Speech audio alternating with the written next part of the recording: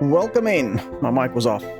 Good morning, good afternoon, or good evening, depending on which part of the world you're watching from. It is the dawn of a new adventure, or, well, actually, an adventure we tried out on a demo, and we're going to go back into right now. Yesterday we finished Pokemon Legends ZA, so that was pretty cool. But today we're going back to Dragon Quest VII Reimagined. So I'm really hyped about that.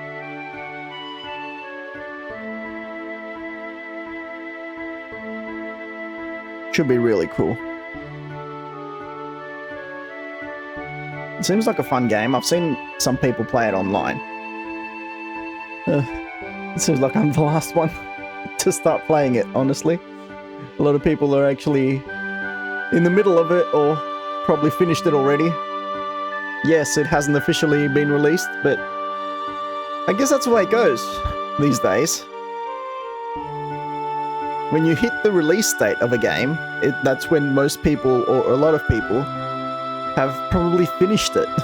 You know, the important streamers, they get the code beforehand, so they get to play it beforehand, and by the time everyone else gets it, they've finished it. So, you know, those streamers, they also have a lot of viewers, so pretty much everyone else knows what happens in that game, or, you know, at this point, a lot of streamers are probably halfway into the game. But here's little old us, we're just starting off. So anyway, this is a blind run. Hey there everyone, how's it going? This is going to be a blind run. I have no idea what happens in this game, and that's how I want to keep it, so no spoilers please. But yeah, this should be pretty good. I tried out this game, and the reason why I want to play it is because it really reminds me of Dragon Quest XI in the art style, you know? I'm sure it won't be that big, that epic of an adventure, because Dragon Quest XI was initially designed for the PlayStation 4, whereas this is just should I call it a remaster or a remake? I don't know anymore. I've lost sense with this terminology, but, well, it's basically a reinvention of a game that was initially released for, I don't even know what console it was released for. I don't know. Was it released for the Super NES? Was it released? No, I don't think so. Maybe for the original PlayStation.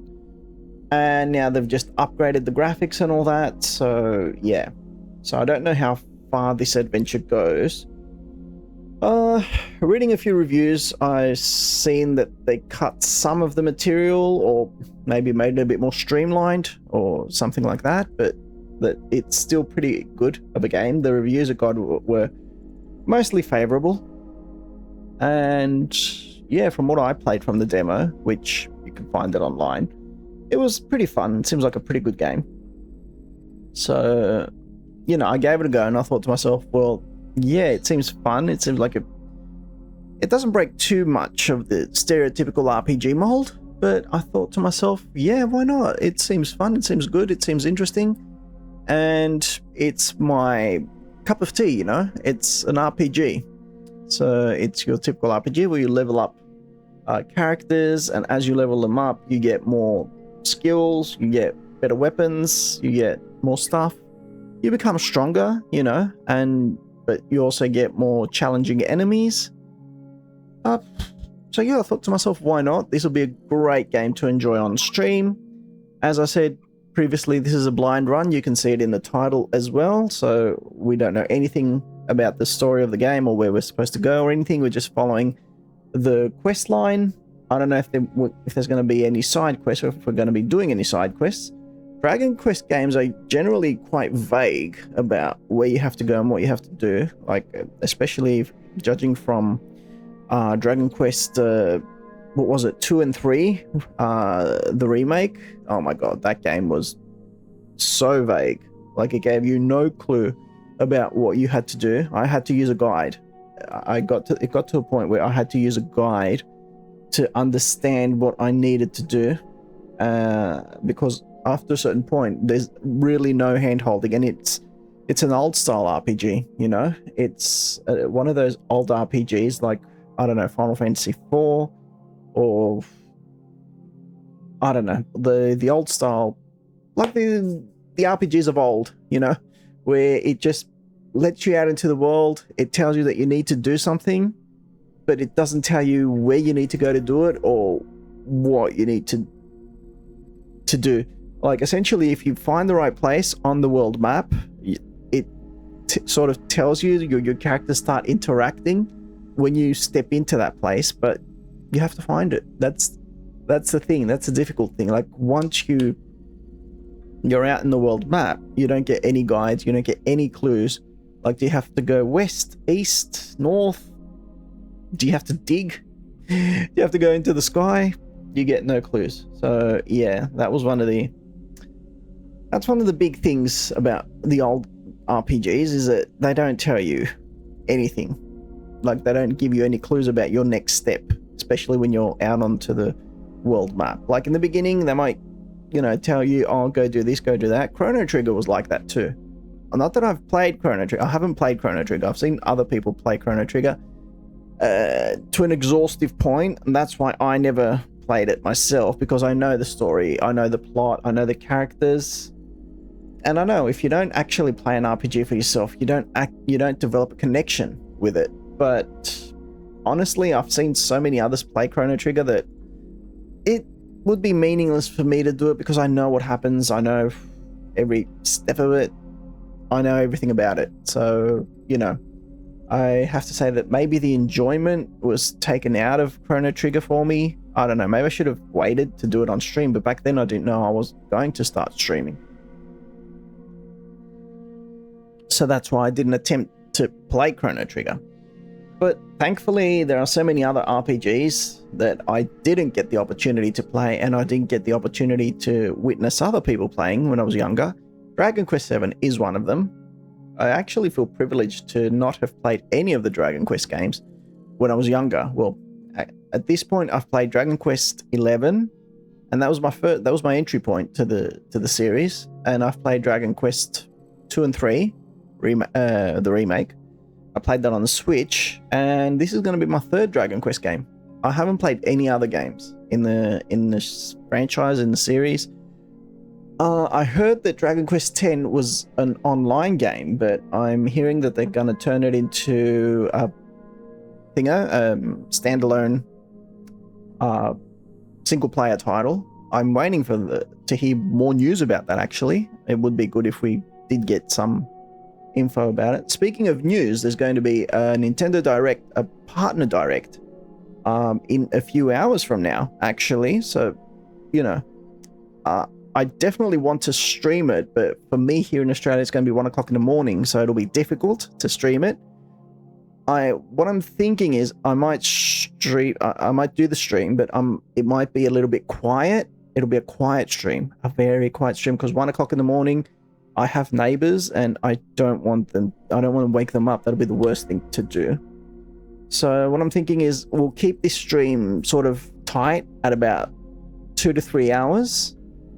Like, it would be another idea to just stretch it all the way to 5 hours, right? To go all the way to 1 o'clock. Like, it's 8 o'clock now, so it would be a 6-hour stream to go all the way to the Nintendo Direct. But that would suck, because I would take a lot of time out of Dragon Quest VII, and the reason why I don't want to do that is because I'm hoping to stretch this game out till March 19th, when Crimson Desert comes out. Otherwise, the plan is we play Dragon Quest VII hopefully until March 19th. If not until then, if we finish it before then, the plan is to go back and finish Tales of Vesperia, which we've left incomplete, and we're so close to the end. Well, actually not as close as I would hope, but we're near the end. And then if we finish that, we could go back to Pokemon and do some endgame content. So, you know, stuff going on, things going on. There are plans for the future, but what we're focusing on is the here and now. So yeah, this is going to be like a 2-3 hour stream on Dragon Quest VII, diving back into it, and then later tonight we have the Nintendo Direct stream, which again will be a quiet stream, pretty much a silent stream. I will react. The reason I want to watch it and the reason I want to stream it is because there's a lot of rumors going on. The rumor mill is on fire, people. There's rumors going on that they might announce, Square Enix might announce well, maybe not the release, but they might come out with the announcement for Final Fantasy VII Rebirth on the Switch 2. And some other people are taking it one step further, and they're saying that, oh no, they're actually going to announce even Part 3 for the Switch 2, because some people are speculating online that Part 3 is actually going to be a multi-release on all consoles, and that Square Enix has broken their contract with Sony. They're like, no, we're not doing this anymore. We're not doing exclusivity anymore with Final Fantasy VII. We're giving it to everyone at the same time, to the whole world, to all platforms. You know, we're done with exclusivity deals, because, you know, it actually did hurt them financially and on the sales department, because, you know, a certain number of people played Final Fantasy VII Remake and Rebirth. I think some people played Remake. About 5 million people bought Remake on the PS5, and then that number was diminished on Rebirth. Like, they might have played Remake, and then the PS5 market, I think honestly, they turned their back on it. I don't know why. Is this turning into another Final Fantasy VII stream? Yes, you better believe it is. So yeah, that's been an issue for Square Enix. It's been something. And then they saw the great reception the game has had on other platforms like Steam, and especially the Nintendo Switch 2, with players going out of their minds with how good it performs on that platform and how well it looks and all that. So they're like, well, you know, why are we limiting ourselves? Why are we narrowing it down to a market that's practically rejecting us, despite all the hard work we're putting into it? And, you know, on the other hand, you've got this new market with the Nintendo Switch 2 that now can actually accommodate these new games, and you can play these new games on a portable device. And, I mean, you know, maybe not the Xbox so much, because personally, I don't think that the Xbox is a console or a market for Final Fantasy games, or for Final Fantasy type of games. Like, I don't think that if you invest in an Xbox, the game you're looking forward to playing is Final Fantasy or those types of games, right? You're probably looking forward to playing something like Forza or Gears of War. But yeah. So that's why, but Nintendo Switch 2, yeah, it has a huge RPG market. I definitely think that every console has its own niche in its own market. PS5 is a bit more varied, but But when it comes to PC, I think it's a bit more specific. And the Switch 2 is definitely a market that where you can find a lot of RPG players. Definitely. Like, so many people that love RPGs, and they're traditionalists too. Like, I definitely feel that if you're going to invest in a Switch 2, you're doing it because, you know, you have that classic, that traditional love for Nintendo games, you know? Like myself, right? When I buy a Nintendo console, my mind always goes back to those old days when I was young, when I was just a kid, when I was just finding out about video games and playing Super Mario All-Stars and Yoshi's Island and Mario Kart and all that. So yeah, there's always a sense of nostalgia when you purchase a Nintendo console. And even though, you know, they fell off for a few years there with the what was the name of that console? See, I don't even remember it. But then they came back. I think the Nintendo Switch has been the Wii, first with the Wii and then with the Switch. They've come back. They've made a huge comeback. So, and they've made that comeback by investing in that nostalgia. But I think also for a lot of those people, that's where they played the first big RPG, whether it was Final Fantasy III, whether it was Chrono Trigger, or whatever. For a lot of those people, yeah, the Nintendo consoles are home to big RPGs, and that's why now we've seen a lot of sort of traditional RPGs. And Square Enix have been dipping their toes into the Nintendo market with previous RPGs, but that were a bit older style, like Bravely Default, Octopath Traveler, and all that, and Dragon Quest. So that's why we've seen sort of the Nintendo and Square Enix relationship sort of slowly rebuilding before Square Enix decided to take the plunge now with the Switch 2, because it's a console that can actually support these types of games. But also Square Enix, I think Nintendo and Square Enix might have had a big sit down and a big discussion to say to one another that, like, Nintendo probably said, look, we're actually going to make a machine that can support these titles, but will you bring your titles to us if we do? And Square Enix were probably like, well, look, we've already made like all these games and they're selling really well on your console, maybe better than on other platforms. Like, I don't know the figures for games like, as I said, Bravely Default, Octopath Traveler, and other Dragon Quest games, but I'm assuming that they must have been really strong on the Nintendo Switch, the original Switch, for them to decide to take the plunge to release Remake. So anyway, yeah, that's what's been going on. And now, after all that, they're considering that there could be a consideration within Square Enix. I'm not saying anything, I'm just saying I've seen the rumors. So there could be consideration within Square Enix to release Final Fantasy VII Part 3 of the remake on all platforms at the same time, with a specific target towards the Switch 2. It could be a specific target, because I've seen the sales on Xbox. They're honestly not great. Like, you can't hit games like FIFA or even GTA 5. You can't expect to hit them. Yes, they're in the top 10, but honestly, that's as high as it's predicted to go within the first week, and from there on, it's just going to keep falling. But on the Switch 2, the sales are solid, and they're solid sales, and you can expect that they might even keep growing over time. You know, there's a stability there in sales figures, because as we've previously mentioned, there's an audience there. Like, people who love RPGs, they invest in Nintendo consoles. So yeah, that's probably why they're thinking. And in fact, if they could sign an exclusivity deal with Nintendo, they might. But I don't think they'd go so far as to completely turn their back on Sony, because I don't think that the Final Fantasy VII Remake series could have been a thing if it wasn't for Sony initially investing in it.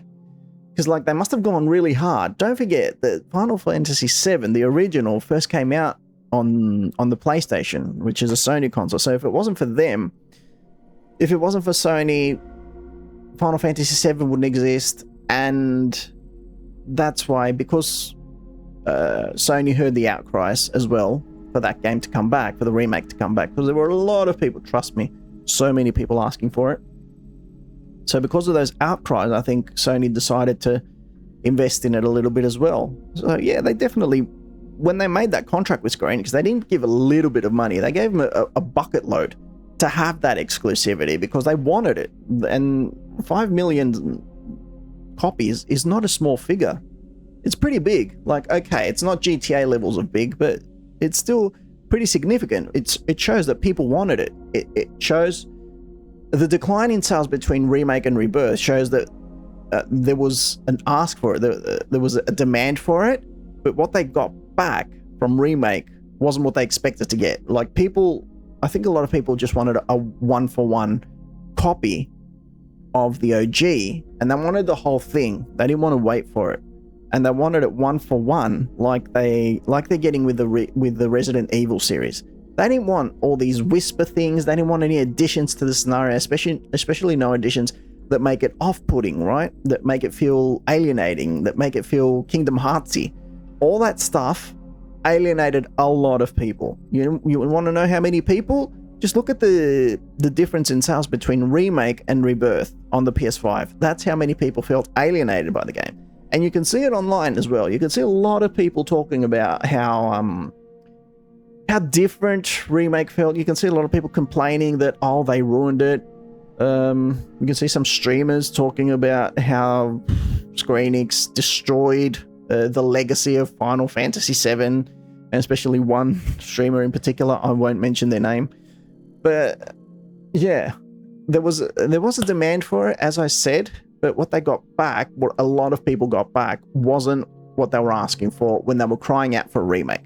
Like, honestly, those people just wanted Final Fantasy VII in PS5 graphics. That's it. Full stop. And they wanted the game from start to finish on a single disc. Even if that was impossible. Even if these people didn't care. They didn't care about technical limitations. They didn't care about anything. You know, they're like, you either give me the full game or, you know, I'm done with you. And, you know, that's what people said. That's what people said with their wallets, especially on Sony, on the PlayStation. No matter how good Rebirth was, these people were done giving their trust to Square Enix because they thought that, see, the opinions of these people, and you need to respect people's opinions even if you don't agree with them. I'm a huge fan of respecting people's opinions even if I don't agree with them.